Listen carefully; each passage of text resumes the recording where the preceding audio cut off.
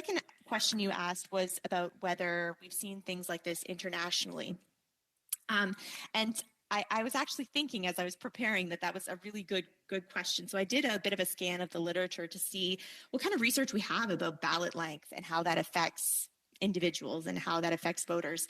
So the challenge with that is that most people or most places that have very long ballots have a different electoral system. So they might have a proportional representation system where you're choosing through lists of candidates. It might be a system like you see in the United States where you have multiple contests happening on a ballot. And so a lot of the research that's coming out of length of ballot or complexity of ballot and how that affects people tends to not be coming from the exact same situation. So it's really hard to say how generalizable it is. Thank you. So I have been watching the activities of this committee, and so I have had a little bit more time than everyone else to have a think on that one. And again, I'm going to caveat with saying that I'm not a legal scholar, and so I'm just presenting some initial thoughts. I would say that the Longest Ballot Committee appears to be acting more as a third-party advocacy organization, advocating for specific policies and proposals and using the ballot as a way to do that. They don't appear to be working as a party insofar as actually running candidates for election. Even the fact that they're running multiple candidates, it doesn't seem like getting elected is or contributing really to the conversation in an election campaign is really the goal.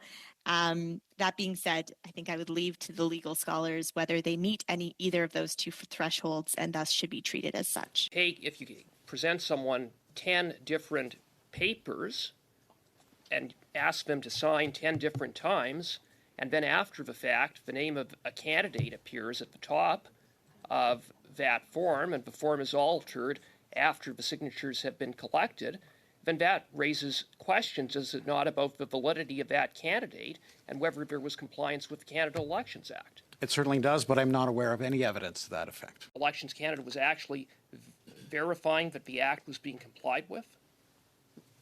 So again, I have no information that would suggest there was unlawful conduct taking place, either by the leaders or organizers of the Longest Ballot campaign or by the voters who signed. That's immaterial. That's immaterial. I asked. If I may, I asked about. Mr. Cooper, your overtime. If we can, again, given the amount of time we have, Mr. Perot, finish answering your question, and then we'll move on. Left alone.